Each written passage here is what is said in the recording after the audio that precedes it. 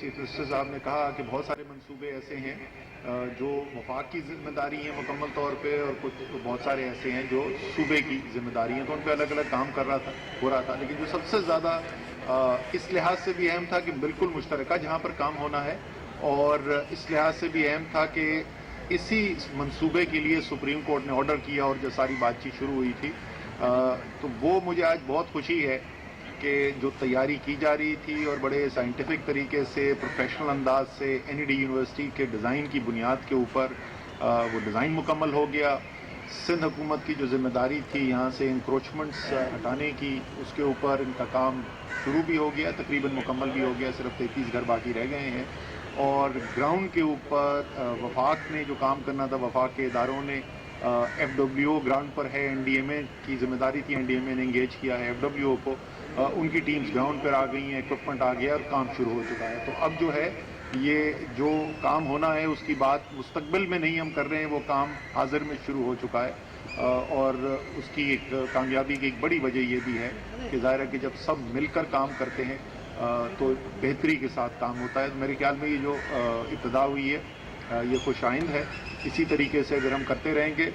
Time بڑا tight ہے، chief minister صاحب آپ کہہ رہے تھے جون وہ ایکچولی اس کا ابھی جو مائل سٹون دکھا رہے تھے ہمیں، وہ 17 جولائی بن رہا تھا ان کا، مطلب ایک ایک دن ناپا جا رہا ہے، کیونکہ بارشیں آگے آنے والی ہیں، اور کراچی کے اندر یہی جولائی اگست کے مہینے میں بارشیں ہوتی ہیں۔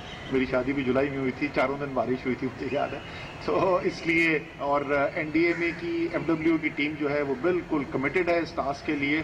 اب ذمہ داری ہماری دونوں حکومتوں کی یہ ہے کہ جو بھی ان کی راہ میں رکاوٹ ہے، کوئی اپروولز ہیں جو حکومتی سطح پہ ملنی ہے یا فنڈنگ ملنی ہے، تو وہ دونوں طرف سے جو ہے وہ جاری رہے۔ انشاءاللہ تعالی جیسے ابتدا اچھی ہوئی، آگے اسی طریقے سے بھی چلتے رہیں گے۔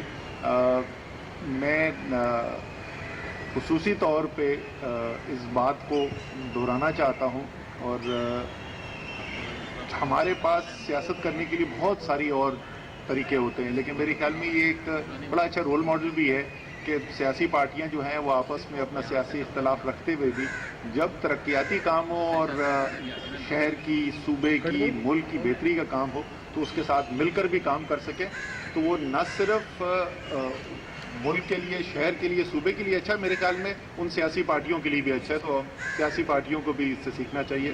تو اس کے ساتھ میں امین بھائی سے درخواست کروں گا کہ وہ بھی اپنا موقف پیش کریں۔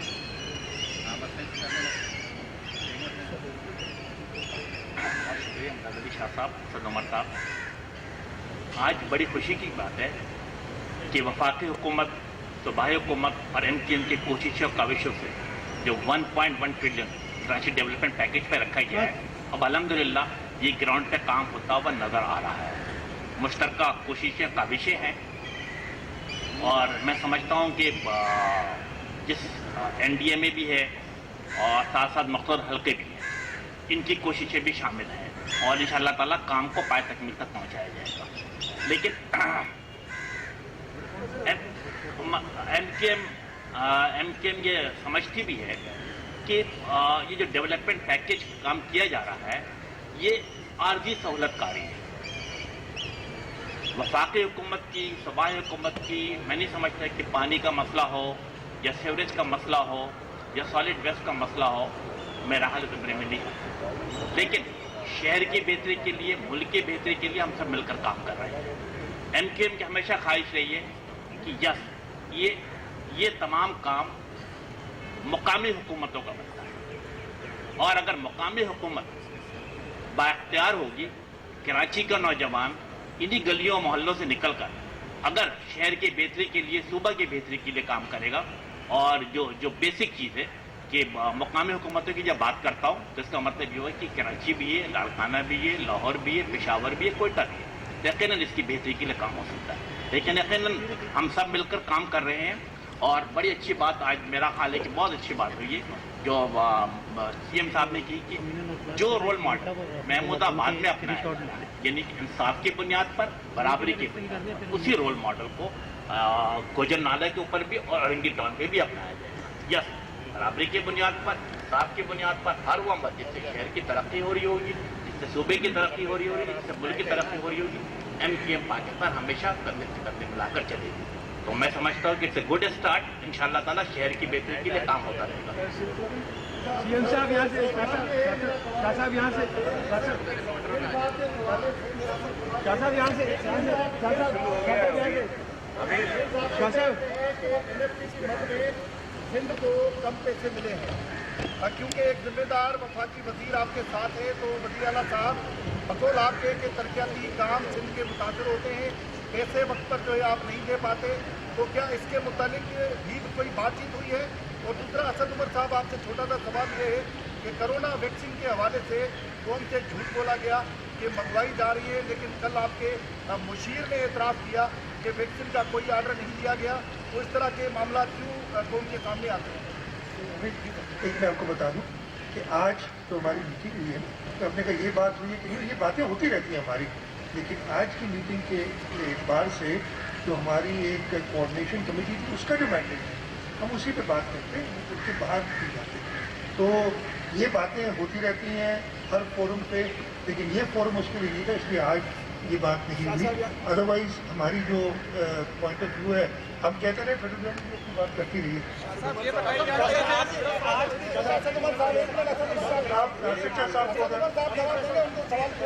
तो मैं आपको जैसे चीफ मिनिस्टर साहब कह रहे थे कि हम ये आज जो इस प्रेस कॉन्फ्रेंस के अंदर कोऑर्डिनेशन कमेटी के इश्यूज जो हैं सिर्फ उसके ऊपर हमने कहा था बात करेंगे. कोई झूठ भी नहीं बोला गया. मैं उसको बड़ी तफसील से आज शाम को आपको इंशाल्लाह ताला बयान मिल जाएगा. कोई झूठ नहीं बोला गया. जो ऐलान हुआ था कि पहली सहमाही में इस साल की वैक्सीन आ जाएगी, इंशाल्लाह बिल्कुल वैसा ही होगा. और जो उसकी NFC का अवार्ड, वो दोनों का अपना अपना मौक़िफ़ है, आपको पता है उसके बारे में. नासिर शाह साहब इसको इजाज़त देंगे.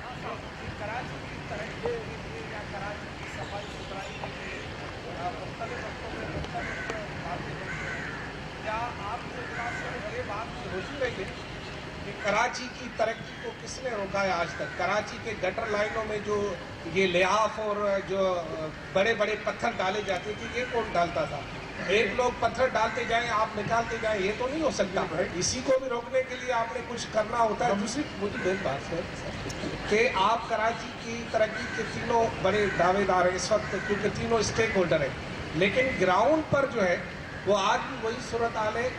मैं सिर्फ दूसरी सतह पर बात बताता हूँ कि अगर यूसी में नाज़िम MKM का है तो MPA अगर जो है तहरीक इंसाफ का, तो वो कहता है भले MPA की बदनामी हो, हम क्यों सफाई करें. इसी तरह की नीचे जो है वो लेवल पर बातें बहुत होती है. आप ऊपर बैठते हैं, आप ज़बरदस्त बात है, लेकिन नीचे जो काम हो रहा है उसको कौन मुँह देगा? देखिए, अगर हम ऊपर से एग्जाम्पल सेट करेंगे तो इंशाअल्लाह ताला बेहतरी आएगी. अगर ऐसा है तो बेहतरी आएगी. बाकी आपने सवाल किया, इस वक्त हम आगे की तरफ देख रहे हैं, शहर को, इस सूबे को और इस मुल्क को बेहतरी की तरफ ले जाने के लिए. और ये जो एक एग्जाम्पल सेट करें, होपफुली बाकी जगह पर भी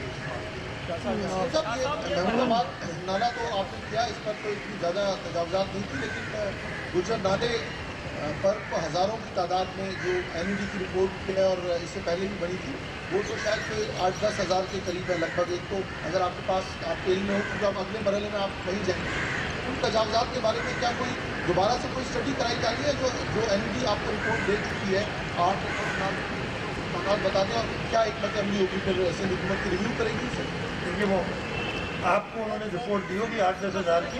मैं आपको एक बात बताता हूँ. इनिशियली जैसे मैंने उस बात को कहा कि एक निकाला गया था क्राइटेरिया, लेकिन हमने उसको तब्दील किया कि कम से कम लोग अफेक्ट हो, लेकिन उसके साथ साथ टेक्निकली मैं बात कह रहा हूँ कि जो रन ऑफ है, जितना कैचमेंट एरिया है, वो पानी वो नाला निकाल सके. तो उस सिलसिले में महमूदाबाद पे जैसे मैंने बोला 238 का नंबर है, पहले वो हज़ारों में आता था. सिमिलरली गुजर नाले पे भी जब उन्होंने उसी क्राइटेरिया को रखा तो नंबर कम हो गया. एग्जैक्ट नंबर अभी मेरे पास नहीं है, नंबर कम हो गया.